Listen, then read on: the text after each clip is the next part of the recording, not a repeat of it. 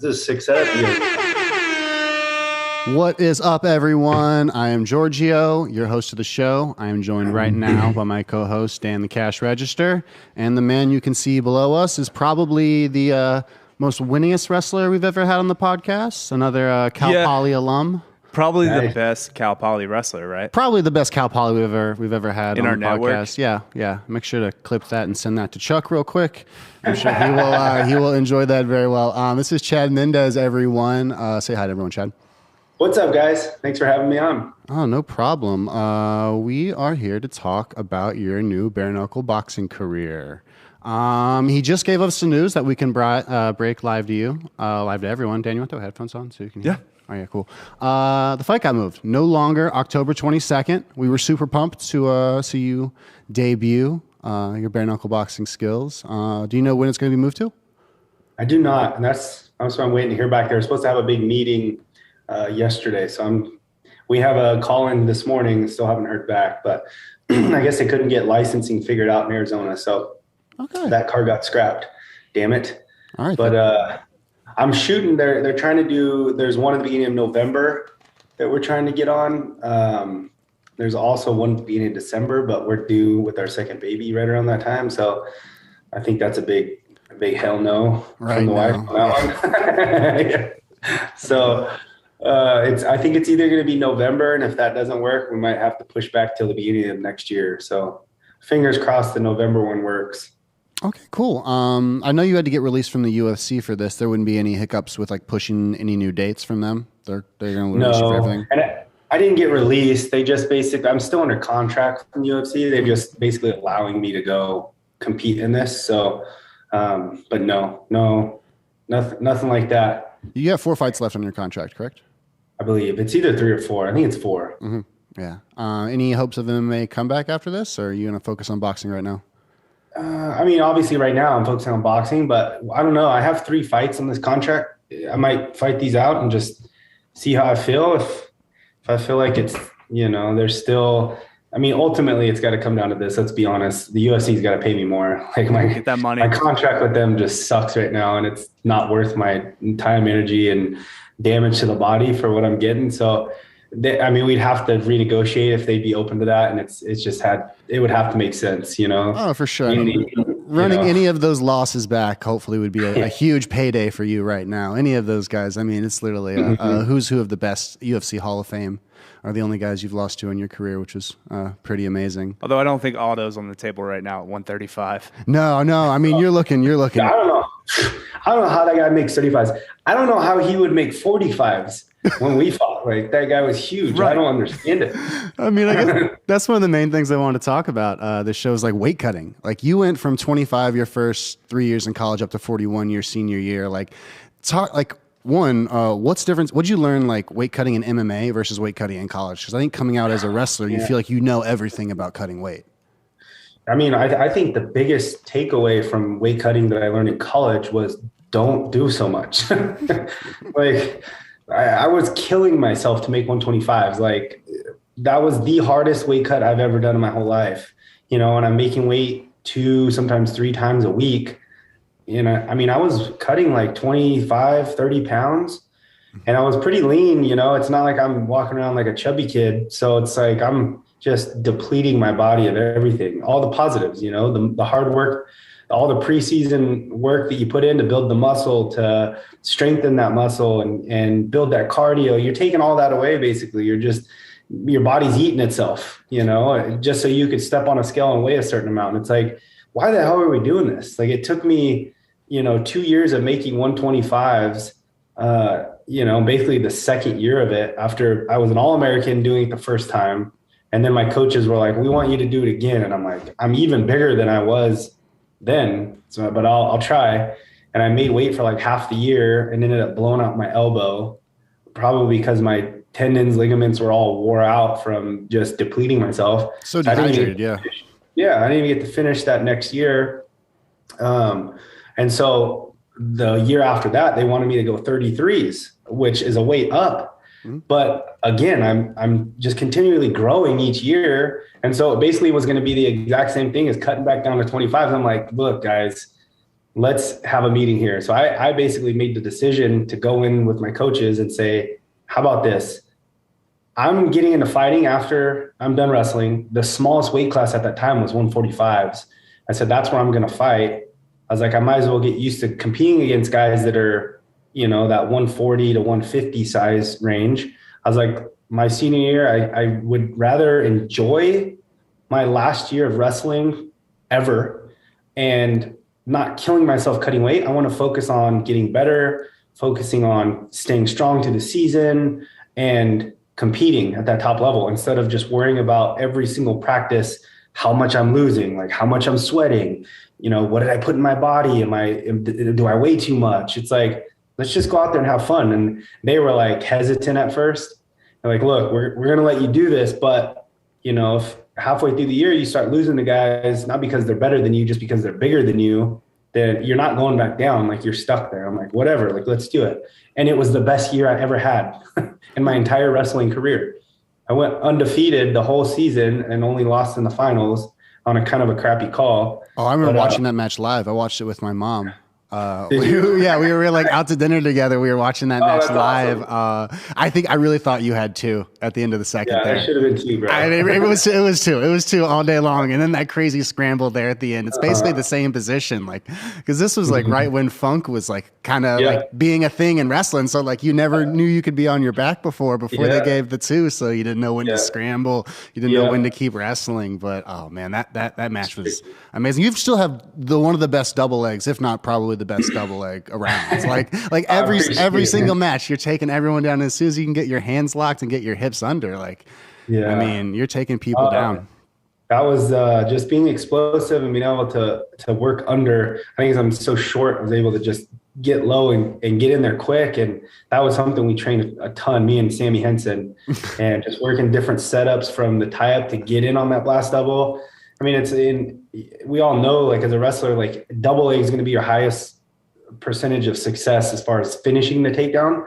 So I was like, why the hell would I why wouldn't I just perfect that? And that's like what we focused on a ton. I mean, Sammy's probably the most heavy-handed, like going guy of all time. He coached DeWitt Driscoll at Penn State, who was a good friend of mine growing up. And there's just like video on YouTube somewhere. Like, DeWitt's coming off the mat and he's just talking to him, pulls him aside and starts hand fighting immediately. And DeWitt's just like dead tired. And Sammy's like, no, you should have did this. It's just, just classic Sammy in a nutshell. Dude, Sammy, I love that guy to death. That was one of the most difficult guys to ever wrestle. He would jump in and go live with us in practice, and it was like everybody dreaded it because he breaks you 100% of the time. Like, there isn't anybody in our room that he wouldn't break every time he'd wrestle. And it's like because of how heavy he was on the head and just like angles and pulling you and pushing you, and everyone's just like, oh God, I can't do anything.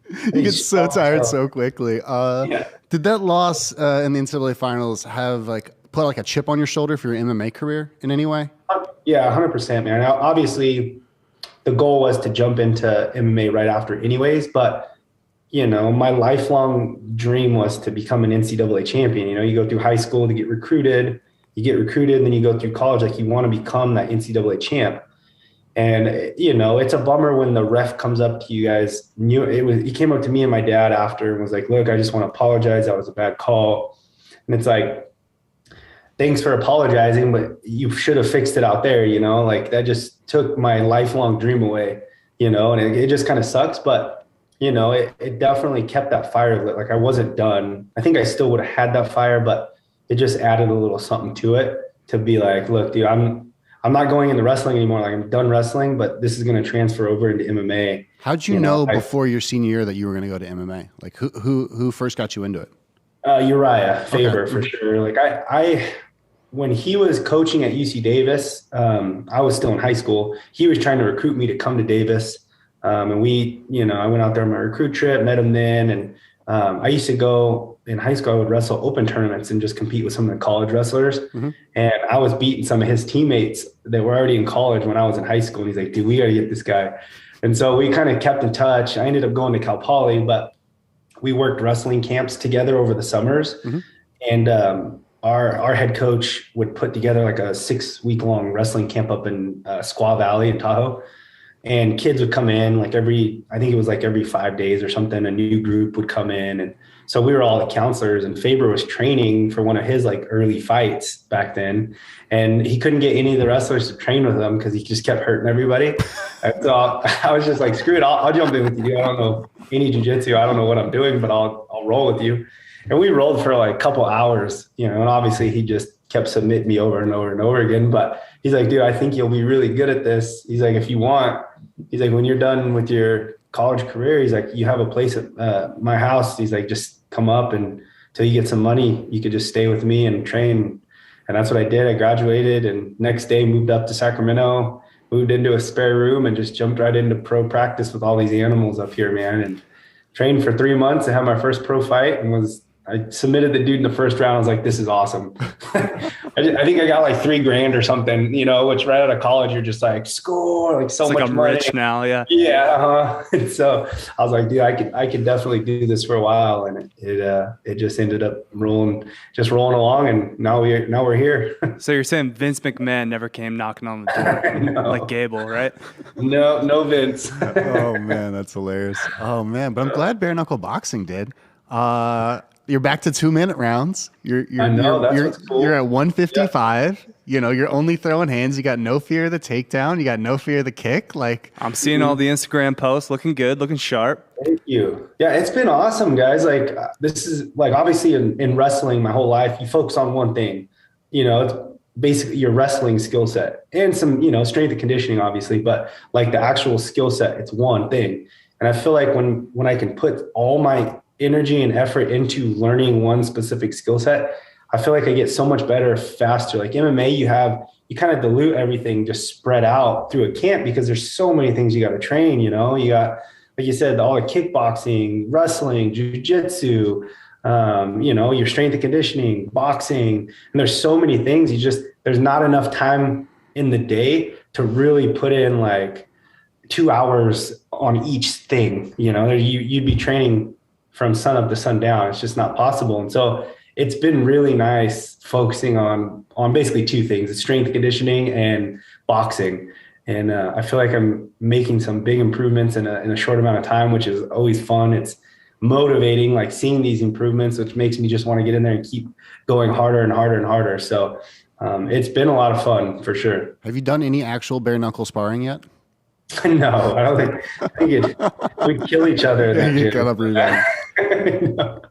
No, I do bare knuckle like mitt sessions and bag work and stuff, but no, there's definitely no sparring bare knuckle. No. A serious question though. The clinch being legal here in bare knuckle, how is that going to affect you anyway? Is that a position that you're working on specifically that kind of transitions from wrestling a little bit? Mm-hmm. Yeah, I mean, we definitely work some of that stuff. I think for me, my biggest attribute is going to be the explosiveness, really, you know, speed, explosiveness, and power.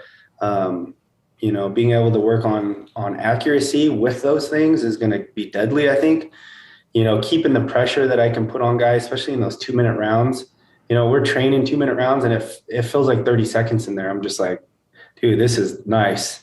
Like I can go like as hard as I possibly can go for 2 minutes straight after going, you know, 5-minute rounds of training for MMA, you know? And so that's definitely pretty cool to be able to train and go live in those shorter rounds like that. And I honestly think that's why a lot of these bare knuckle fights are so damn entertaining. Like I almost wonder if the UFC and like MMA should cut it back a bit, you know, because you got so many guys and, you know, we all have to do it. Like you can't go full out 100% for 5 minutes straight. Like no, not at all. Very difficult. Like you have to pace yourself. And it's like what that does is it causes slower fights, you know, and you got, you know, sometimes you got those tall, skinny guys that just don't get tired no matter what. That'll sit in there and bang. But, you know, it does get sloppy and stuff sometimes. So it is, I think, going to be a lot more exciting having these shorter rounds. And it's definitely going to be to my favor, I think. For sure. Yeah, I mean, you don't no worry about getting tired. What do you do preparation for it? Are you doing like 10 2-minute round goes? Or are you doing like 5-5s kind of thing? Or we've been doing 2-minute rounds mainly because my mindset was like I need to get used to that shorter period. You know, it's not the fact like I need to go longer to try to get as tired as I can. That's why we do more of those 2-minute rounds. Mm-hmm. But like you have to know like almost like timing. Like you can't like obviously you can fill stuff out, but you can't take too much time. It's not like a 5-minute round where the first 2 minutes you can kind of fill a guy out and like see what's going on. Like you have to get in there, maybe get 30 seconds of filling out and then get after it. Because if you get behind in that round, there's not much time to make it back up. Yeah. Oh, God.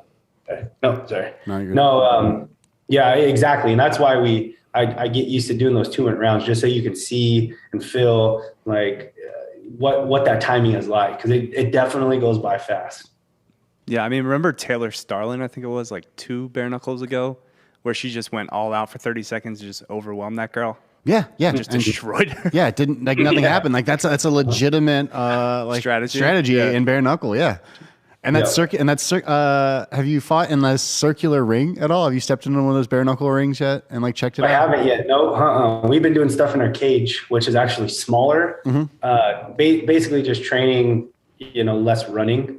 Because the biggest issue I get with guys in our gym and just training is when we train on the MMA mats, because I'm explosive, when I explode in, they just freaking take off running, and so it's hard for me to like trap guys. Like I'll try to walk guys down, but we'll end up, on the other side of the building, and so we're closing things in so that I can use that pressure and cut guys off, close the distance, and when they're up against the cage, just go full Mike Tyson on them. And it's been nice. So I could only imagine your punching power right now. You're probably wailing through guys. Are you trained in with mostly MMA guys, or are you bringing boxing guys in specifically? Both. We have both for sure. Okay. Mainly because I'm going to see both. I think in bare knuckle, we're getting a lot of the MMA guys that are transferring over for sure. And then there are some straight boxers in there as well. So you do see a lot of MMA guys coming over. Is it just because it's a viable revenue source for them? Like they have a big enough name, and then it's worth it. Yeah.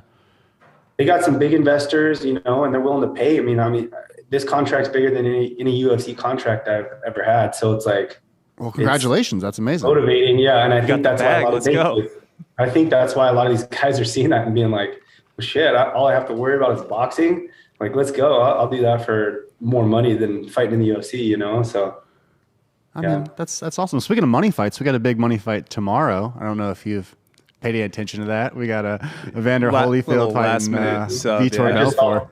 I just saw the weigh-ins. Tito missed weight by 5 pounds, I think. Yeah, versus Anderson. It doesn't matter. I mean, Anderson's going to dice him up. Yeah, you got an official pick for that, for the Anderson Tito and then the Vitor. Oh man, it's boxing, right? It's not, or is it MMA? No, it's boxing. Just boxing, man. That's Tito Ortiz, known for his hands. Yeah, definitely. Mm-hmm. Yeah, I don't know, man. That's going to be a tough one for Tito. I love Tito, but I don't know. We'll see. All right. Do we have a gambling sponsorship today, Dan?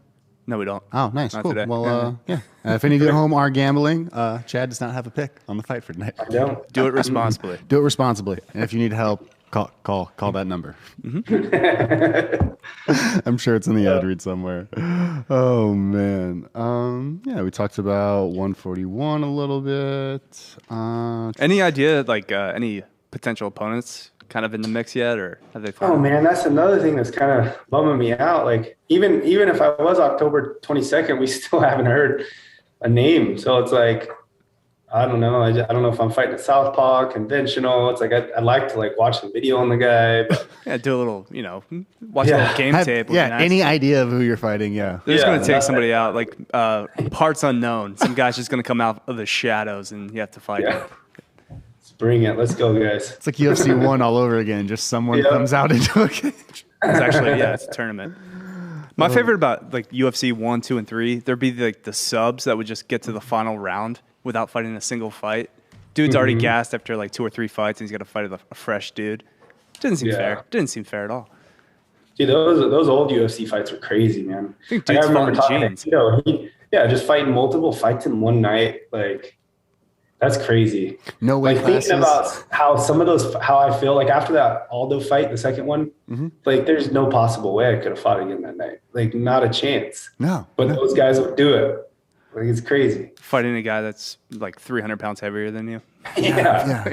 Oh man, I can't. Thank you. And the pay was like a fraction of what it is now. I think it was a hot meal. I think you got a hot meal at the end seriously. of the night. like a hot meal and like, yeah.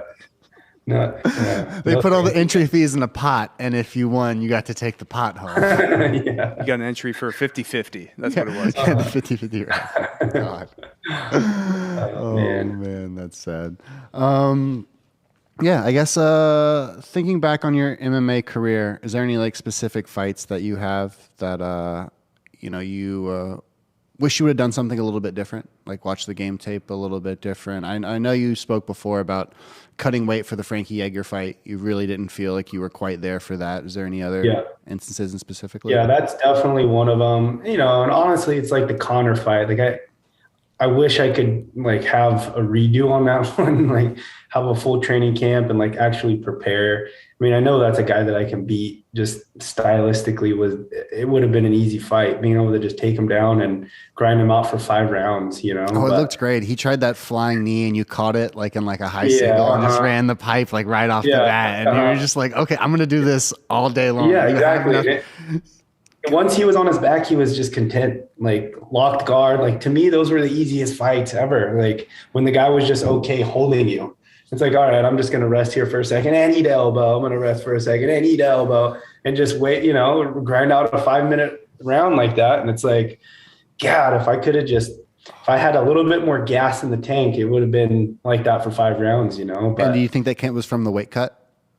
No, I mean, I had 10 days. Yeah, 10 days to get ready for that fight. I had to cut 20 pounds in 10 days, which is never fun. But yeah, I just wasn't prepared for it. It's the only reason why I took that fight is the what if. Right. And payday was good. It's like, and it's a title fight. It's like, what if I go out there and catch him with the first overhand right and put him to sleep? You almost did. You were outboxing him in the first round too. Yeah. I mean, you look so good. I mean, thank you. Damn. Yeah. And that's just one of those ones. It's like, I want to read you, son of a. Yeah, I'm sure if they like brought your name up to Conor for potential future matchups, he'd be like, no chance. Hell no. No. Yeah. He doesn't want that smoke. Chance. No. Yeah, I'd love to see that again though. Yeah, I'm all in favor of seeing Conor get his ass beat. So someone clip this and get it big on YouTube, and maybe maybe Dana will see that. Oh man, that'd be great. I guess anything else for him, Dan, in closing? Then we'll get into the other MMA news for the week. I don't know. I'm good right now. How about you? I don't know. Anyone in the chat real quick have any questions for Chad before we let him go? And then hopefully we'll have some news on a new date. Oh, we talked about Fins and Feathers. I almost forgot before we talked about that. Most of our fan base and listener group is military and first responder. They're big hunters. A lot of outdoor guys. Yeah, I know that you and gals hunt with Hendo quite a bit. Yeah. He came out last year to the Helicopters for Heroes event in February. You told me about that. Yeah. If we were there last year, we'll be there again. Hopefully, if you want to come out and shoot some hogs from a helicopter, have any interest in that? We'll get to That's actually one of our Fins and Feathers trips. That's one of the trips we do. Oh yeah, go ahead and plug some of that, like some of the groups and what they can do, like the sizes and the different experiences that you offer with that. Yeah. So me and a good buddy of mine launched Fins and Feathers back in 2015. So basically what we do is we put together a full year-long schedule of different trips all over the world, different hunting and fishing trips.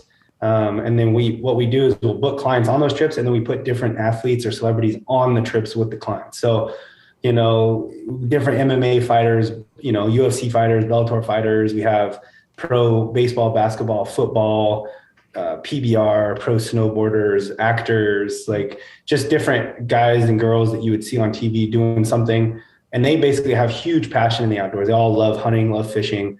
So you'll get to go on a cool hunting and fishing trip, but then also get to do it alongside one of these guys or girls in camp with you, doing it with you.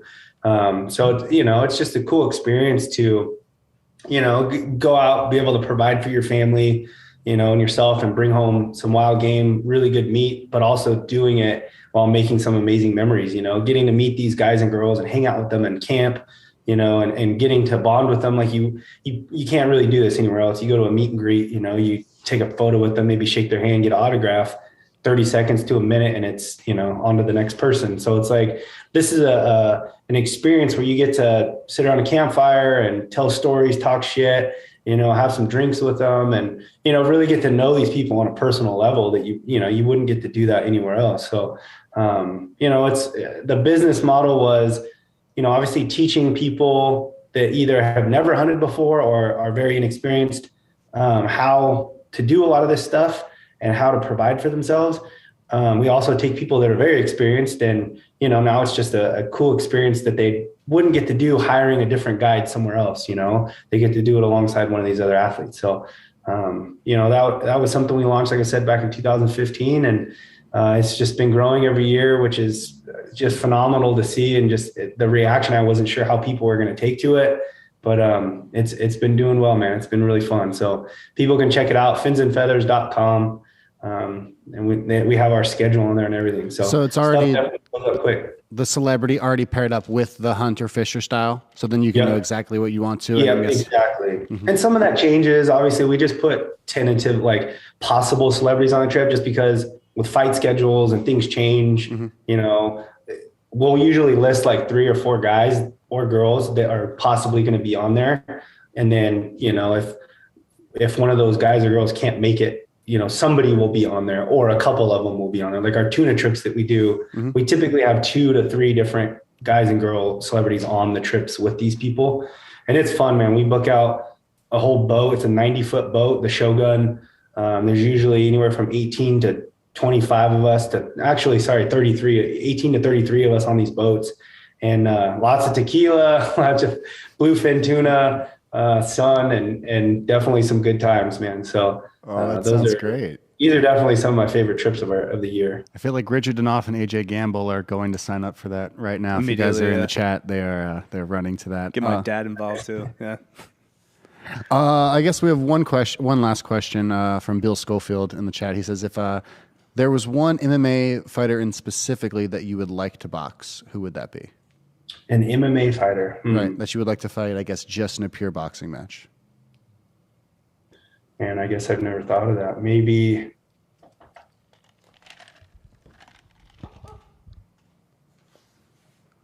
good question. I'd like to fight Connor in a just straight boxing match. Yeah, I feel like that money would be good. Yeah, that would be fun. That would be fun. Man, that'd feel really good to beat him in a straight boxing match too. Right? Kind of like shut him up like one really good time. Yeah, that'd be great. We need to also throw your name in the ring for Jake Paul. Get you paid. I know, right? Holy crap, those guys are crushing it. I just saw those guys paid at least $3 million. I think both of them made. That was before pay-per-view. Dude, that's awesome. Good for those guys, man. That's awesome. Former teammate Woodley just getting paid. Oh man. Yep. Oh, so yeah. I like Woodley. That's good, dude. So good for him, man. I'm glad that he's able to get that fight going. Yeah, he can use that money to continue making great music. Yeah, his rap career. Yeah, just really launch that. Improve the studio, Ben can open up a few more wrestling academies, and the world can keep going on for Mizzou athletes. That's right. I was telling him they need to cancel Missouri as a school after those 2 losses. Just cancel the entire wrestling program. That's why I'm blonde right now, is I talked a lot of shit on the pre-Ben fight, and I was like, Ben's an athlete, he's a dirty boxer, and he'll make him tired, he can't last with him. I was just really talking it up. And then so I lost that and real quick. And then the second fight I kind of knew better, but I was like, Tyron hits hard. He's not gonna second guess me. And they just wouldn't pull the trigger. And I was just the rest of his career, like at the end, where he just can't. He doesn't throw punches. I mean, yeah, man. It's people were asking me about that fight. I'm like, I don't know about Ben, man. If you've ever watched him box in the UFC, any of his boxing, it's god awful. And he'll straight up tell you that too. He's like, I'm the least explosive human being on earth, I think. He's also the most arrogant human being on earth, so I thought he would have did something. He has some bad memories of Ben, him having no answers for Ben in wrestling. So. No, he was our grad assistant my true freshman year. And as like a little high school kid coming into a college room, like you thought you were good and then you're just not ready for anybody. No. And it was like probably months without a point. He would just tap me on the forehead and mess me around. But I mean, it did me good. I ended up wrestling Chase Pammy from Cal Poly. Oh yeah, twice, a couple times. My homie, yeah. Yeah, and then he went on to. Such a good guy. Yeah, he was coaching there for a long time afterwards too. Yeah. So yeah, He beat your ass or what? he did. Okay. He majored me in the dual meet, and then the tournament the next day, I came back and I only lost by 2. But yeah, It's a moral Chase victory. is a stud, man. Yeah. yeah. No, he's a monster. Like yeah, That was one of my like main training partners, Chase. Remember Daryl Vasquez? Yeah. Vasquez and Tony Franco, Steve Esparza. I don't know if you remember that guy. Steve Esparza, maybe. He was a California high school state champ and national champ, and then came over. Okay. And he was a stud in college too, but I think he had a lot of injuries and stuff. Do you remember Joe Soto? Oh yeah. Yeah. So like, my family's from Porterville. So like when No when I was a little kid, I would like go back to Porterville and like try to find people to wrestle around with. And Joe was like, I think in high school then, and they would just like we'd just go to Porterville High. I was like some sort of like 6th grader or something. We just like roll around for a while. Dude, that's awesome. Yeah. You know I'm from Hanford, right? What? No, I didn't know that. Yeah, I'm from Hanford, so I grew up all wrestling all those schools as well. That's crazy, Dude. Dude, Central California, man, just like tough kids. Like, dude, so many good schools, so many good guys come out of that area for sure. Just we need more college wrestling in California. We need that. Yeah, we need that for sure. I agree. Yeah. Oh, I also want to ask you about the bath. So, how much did the bath change cutting weight? And I don't know, because I've been outside the community for a while. Like, are kids taking any of those techniques over to college as far as cutting weight in ways? You're talking about like the Epsom salt bath? Yeah, the Epsom salt baths with like the jelly and stuff. I heard like it's so much easier on the body than trying to run it out. Like just plastic bags and putting sweats on and just hitting the treadmill. It's the tried and true. But I heard. Bro, I've always been a work it off. I've only done the bath one time, and that was with Frankie. And I've never done it. I've never done it again. So that's when you tried to do the whole like MMA science thing. Yeah. Like I'm going to eat this way and do all these things and do it in the tub. And then like the natural diuretics and did the bathtub, the Epsom salt bath with all the, I can't remember the name. Green alcohol or whatever it is. Yeah. It's basically it's a makeup remover. Chicks use it to remove makeup, I think. I can't even think of the name of it, but yeah, that's what you lube your whole body up with. And no, dude, I'll never do it again. I don't know if that had anything to do with it, but it might have. So then you just went back. You just went back to the old school. Just put it on and run it off. Yeah. Were you an elliptical, a stairmaster guy, treadmill, like aerodyne? Elliptical, treadmill, and elliptical. But most of the time it's just mitt work, like really light mitt work. Okay. Jump rope even, but just pretty low impact stuff that I'm not being explosive at all. Or, if legs start feeling fatigued, we stop and just kind of rest for a sec. It's not one of those like push, go, go, go, go, go type things, especially if you're all bundled up with plastics and Albaline. That's the name of the stuff. Albaline. Yeah. So, no, I've always been a work it off kind of guy, man. I tried that one time and it didn't go well for me. So I went back to the workhorse. No more of the Brazilian voodoo. No. Oh man. Well, thank you so much for your time today. Hopefully we can have some more info soon on your new fight. Look forward to the birth of your second child. And if anyone out there wants to have an amazing trip with you and your friends or needs a gift for a bachelor party, Fins and Feathers, go check it out. Thanks again, Chad. Yeah. Thank you guys so much. Cheers. Really appreciate it. Yeah. All right. Take care.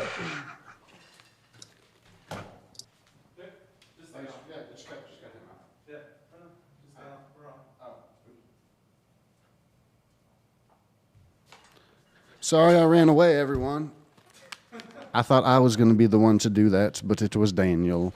How did y'all feel about that? Casey Ray in the chat says they remember Joe Soto. That was a good talk. That was a good talk with Chad. I like Chad. He's a nice guy. Very nice guy. Yeah. I thought about, at least we didn't have to bring up the curse of the studio. No, we probably should have mentioned that, but he doesn't have an opponent, so it doesn't seem like I think he's good, effect, right? I think he's fine. But yeah, if you appear on the Drink Bro Network, you probably will lose. Your next event in anything? Paige Van Zandt, Anthony Pettis. Oof. It's been brutal since he came on the show. So we're really good for small businesses, really bad for any athletic endeavors. Accomplishments, yes. Yes. Yeah. I agree with that. Yeah.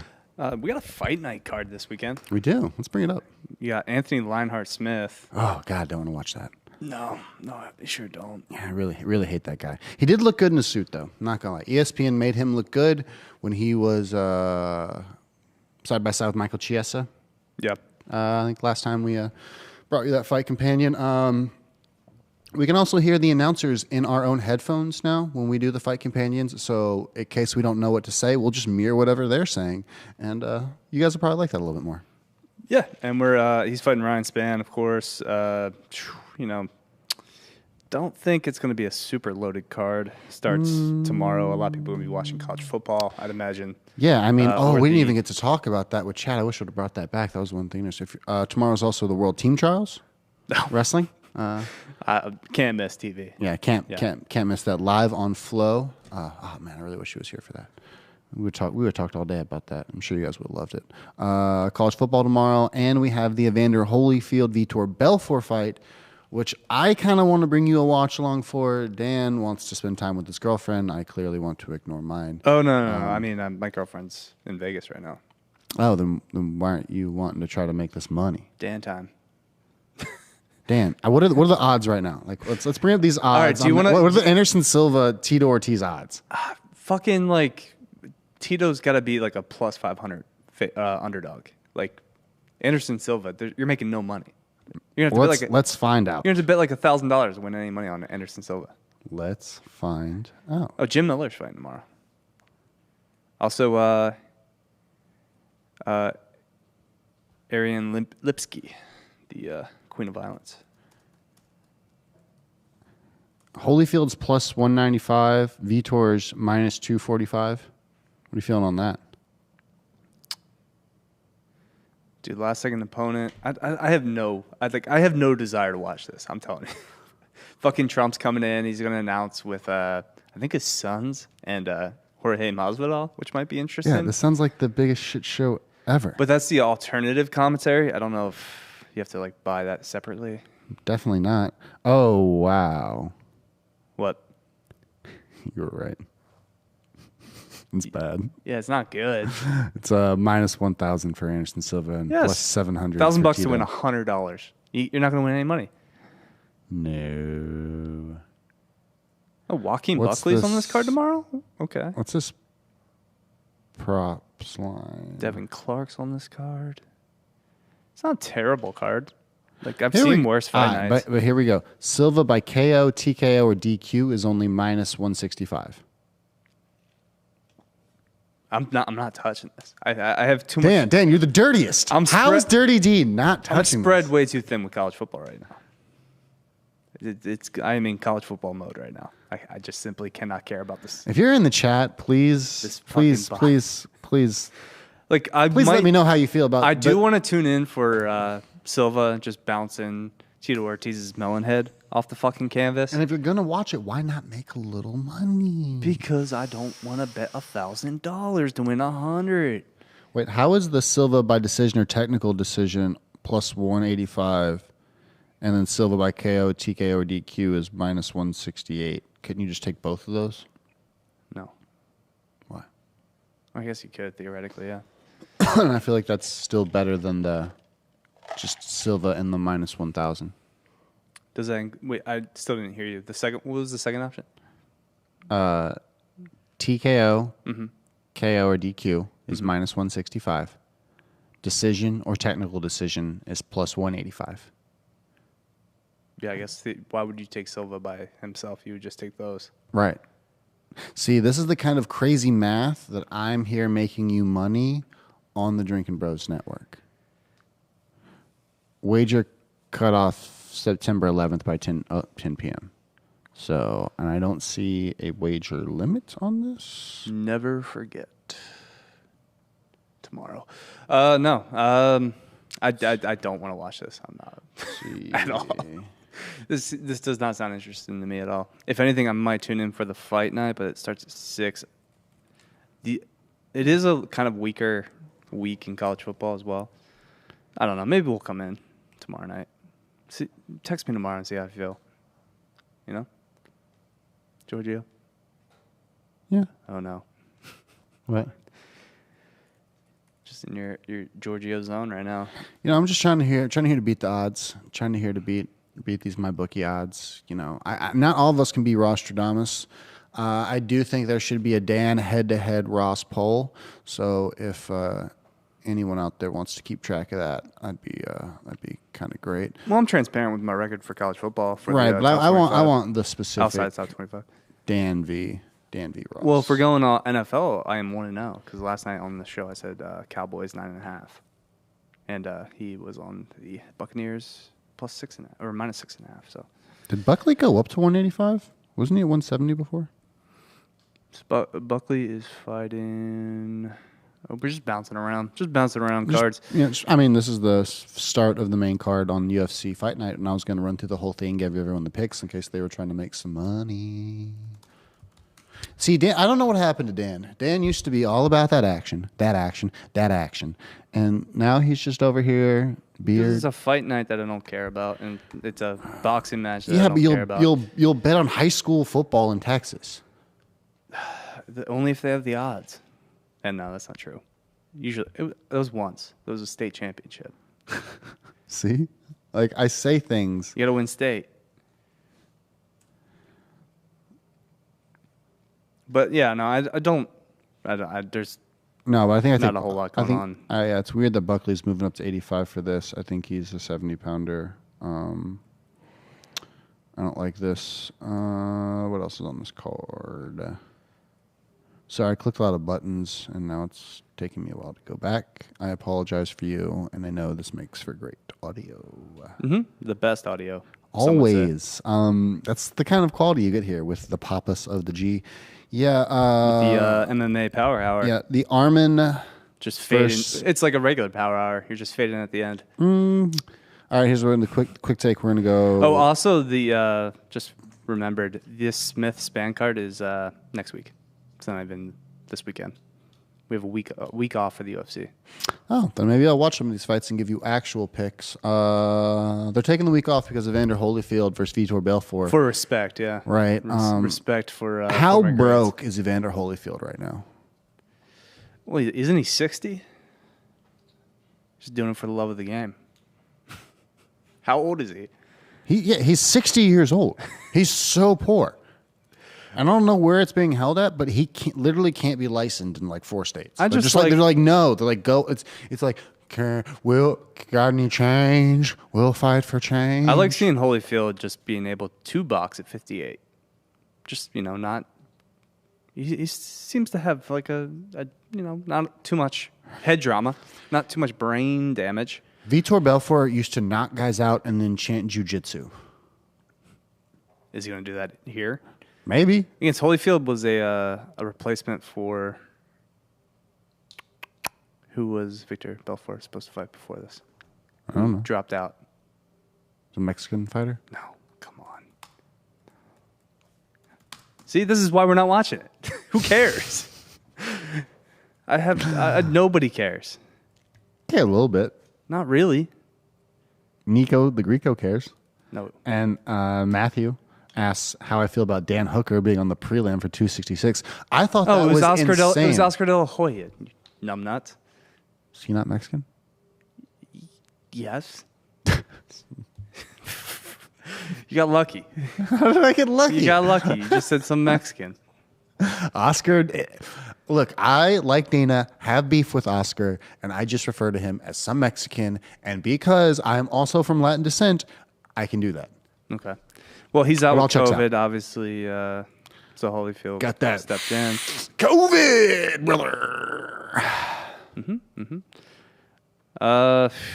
Man, yeah. Anything else you like on this undercard for Triller? Triller's really pulling. No, but isn't Fat Joe fighting someone soon? I think Tuesday. It's on this card. It's not. Again, it's not Tuesday. There's a fight on Tuesday. It's 9/11. Tomorrow is 9/11. I understand that, but there is a fight on September 14th.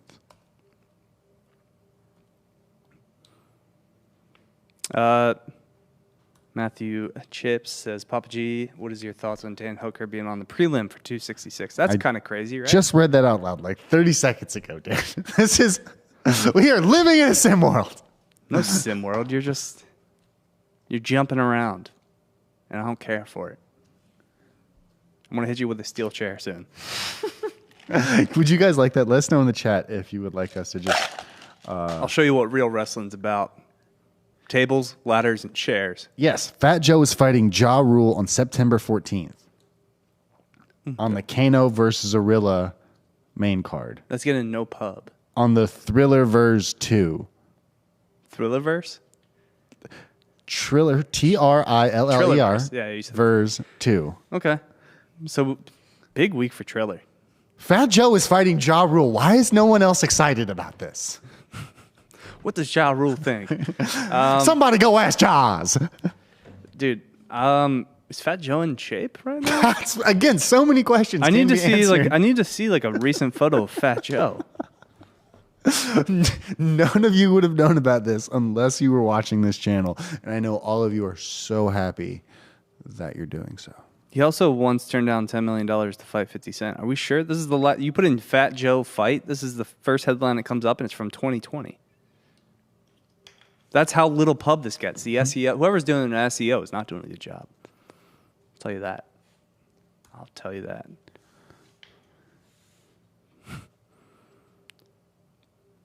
My money's on George. I typed in Fat Joe Ja Rule, and it's bringing up their like tour dates. Craig Giorgio's gonna have to take me down. He's got no hands. Nah. He's got a Mendes me. Wait, they're in Madison Square Garden. Nah. I'm dead ass. On Tuesday or tomorrow? September 14th, Tuesday. Madison Square Garden, New York. Venue. Is that where Belfort's fighting or no? We have no information on any of this. We just Wait, do you think they're like doing like a rap versus battle? Maybe, probably. That's more likely. Is it? Yeah. I don't know. Triller has musical performances that are like 5 hours long. So now they're going to do boxing matches and versus battles. This actually might be the best idea they've ever had. They're holding on for dear life. I think they may be on to something. I'm pretty sure they're... I think if they have... If Triller is a company in 2022, that's the biggest upset of them all. They're going to do what they did on Instagram Live, and Fat Joe and Ja Rule are going to stand side by side and sing their hits one by one. Mm-hmm. Or they fight each other. The internet won't tell us because the SEO was terrible on this, and apparently neither I nor Dan can look this up. It's got to be more entertaining than... Actually, I take that back. It was very nice to see Darren Till get his fucking head bounced off the canvas for 3 rounds before he got choked out. Do you think he gave up? No, he's just not a good mixed martial artist. He's Do you very think he average. chased Derek Brunson in the third when he kind of wobbled him a little bit? Oh, no, he hurt him. Yeah, like, he he finally hurt him, but yeah. Brunson choked him out while he was hurt. He's got no ground game.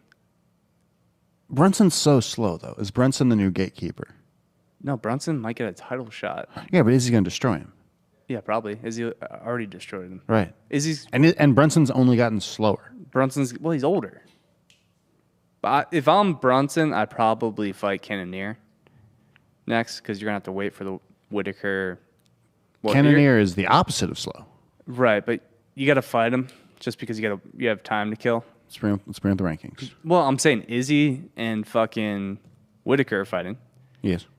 Izzy Supposedly. Hasn't been signed yet. hasn't been signed yet, so a lot of time to kill. Right. God forbid Whitaker wins because then Izzy gets the immediate rematch. He won't. How is Paulo Costa still number 2? Well, he's fighting Vittori. He also hasn't fought since Izzy. he lost to Izzy. Which was embarrassing since he got humped. I think he had some hair work done and some Botox. Yeah, but you can sit on your fucking spot in the UFC. If you don't fight, you just kind of stay there. Right. Chris Weidman is number 12, and he doesn't have a shin. Man, I don't hate Darren Till. He's entertaining, but he's just not that good. It's kind of like your boy Patty this weekend too. I was going to ask him about Patty's chin. Man. Well, Patty he's got all the makings of superstar, except the fact that he's very average. If that, maybe subpar. All right, let's go back He's to... a subpar fighter. We can always go to lightweight and talk about lightweight because it's my favorite. I would like to see... Like, who is Patty going to fight in 155 that's remotely in the mix? Brad Riddle. In the mix. He's 12. It's a great fight, Patty. I don't think so. I do. Okay. I think Brad Little has a gas tank. I think he punches, which is in Patty's favor. I think he doesn't hit hard enough to sleep him, and I think Patty takes him apart with his reach. I don't think so. I don't think he's ready for anybody in the top 20 yet. If we're going by these rankings for the UFC, I would like to watch Patty Tony Ferguson.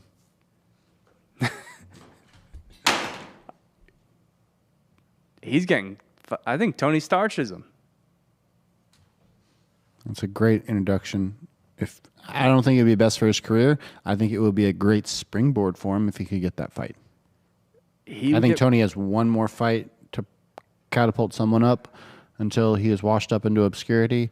If Tony was smart, he would try to pick off Conor, who is now down at 10, which is probably higher. If Tony fought Patty, though, it would just derail the entire movement.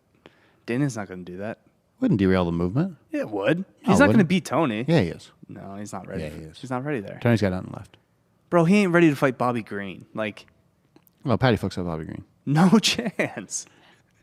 Bobby Green's at 26 right now. He ain't. I don't like him against Gregor Gillespie.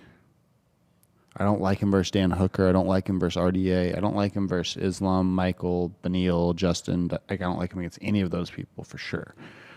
Jim Miller. I don't like him against Thiago Moises really either. Give him Jim Miller. I don't even think he's ready for Jim Miller. I think he probably gets worked by Jim Miller.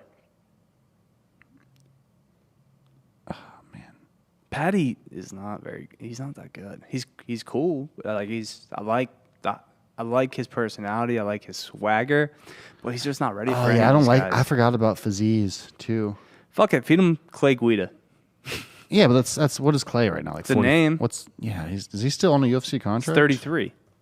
No way, Clay Guida is 33 years old. No, I'm saying he's 33 in the rankings right now. Oh, dude, I don't think he beats Jeremy Stevens at 35. Yes, he does. I don't think he beats Jeremy Stevens. I think Jeremy Stevens would love that fight. I mean, Jeremy Stevens would love that fight, but that's not. Keeps his chin up, man. He's gonna get caught. That's why he needs these Jeremy Stevens fights. He got dropped. Should have lost. Again, yes. But Leonardo's no slouch. Matt says Clay would still beat Patty. No. I think that's the line. You give him Clay, I think Clay's the line. I don't think you can go past Clay. No.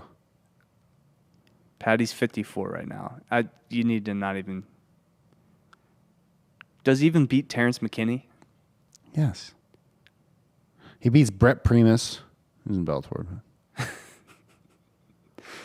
I don't, man. You gotta slow play Patty. He needs to get better. He does, but he needs like 3 fights, and I think those 3 fights would be anybody in the I mean Brad Riddle works in, Drew Dauber works in. I think the Drew Dauber is a good one. I think Tony's another one. Maybe we could cap it with Tony. Who else is in the UFC? Vince Pichel works in. Yeah. Dude, yeah, Bobby Green he'd have no answer. Faziz, I think Faziz is a good test for him. Give him Mark Madsen. I don't think he could take the pressure. Mark O. Madsen. Marco Madsen? Mm-hmm. Maybe. That'd be kind of like a decent matchup for him. I don't know. I want to see the Drew Dober and I want to see the Faziz fight. I think both of those would be. Dude, he's not ready for Drew. I think he is. I think we disagree. You are on this hype train. This Patty Z-Batty hype train. And I don't fault you for it, but dude, he ain't ready for that. Matt says Ferguson would destroy Patty. What does Ferguson need to do to get his career back? Does he have a career? What does he do? Is just try to fight Conor? Well, give him Roosevelt Roberts. How about that? You're just reading names. Well, no, I mean, he's coming off 3 losses. He could lose. I mean, he could beat Roosevelt Roberts. I'm giving you names that he could beat. Right. But Dana's going to give him somebody in the top 25. I don't think so. You do not ruin at what he considers himself a cash cow. You have to give him... I mean, you can't... I guess you can give him to do the Sean O'Malley thing. Yeah. You just feed him tomato cans his entire career. I don't think Sean should fight anybody in the top fucking 20 yet. Really.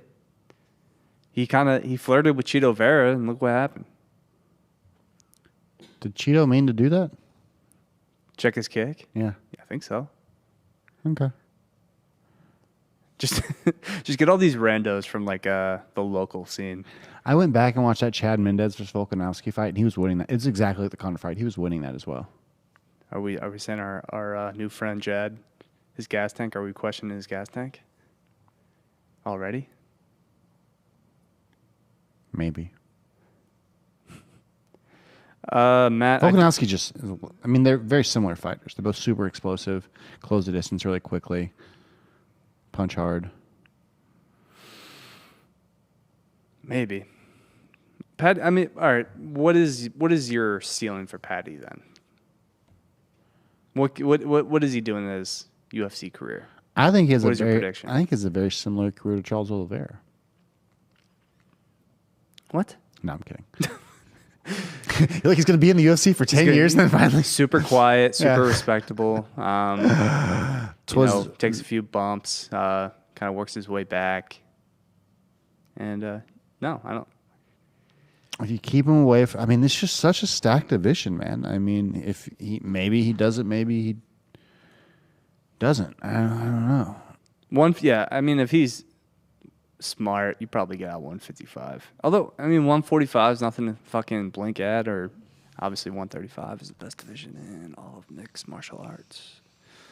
And he probably can't cut to 135. No, he's a 55 pounder. He's like 5'11", dude. Yeah, he's a bigger dude. Yeah. 155, probably hard. 170? Give him RDA. He's going to get railed. Give him one fight and then RDA or Tony. Any of those, and Patty gets starched. It's his first, third, fourth placement on a main card, and he fights Tony or RDA. No, he could. You just co-main event him for the rest of the year or the rest next three fights. Fight nights? These fight nights. No, you put him on a UFC. No, you co-main event some of these fight nights. You give him tomato cans, and you build up his confidence. You build up his rap for the casuals, for people like me. Also, we're thinking about renaming the podcast The Casuals. I just thought of that. Dan didn't like it, but I wanted to float it to you guys. You don't like the MMA Power Hour? I like that too. Okay. The Casuals MMA Power Hour. That is too much. Is it? That is too specific. We do not have that B-roll. Too much is never enough. It's not too late. It's never too late. It's never too late. Never gonna give you up. Never gonna let you down. Again, towards the end of the Power Hour, you fade away.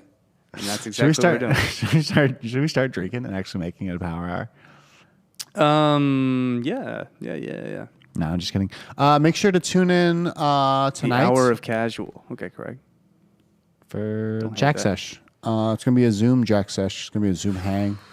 Jack's going to be in this room because I don't want to set up the other one. And I'm going to put a Zoom link in the Patreon. So if y'all want to hang out and talk to Jack tonight, you'll know how to do it. Wait, you're not going to have Jack on a bed? No. The fuck is this? That bed's disgusting.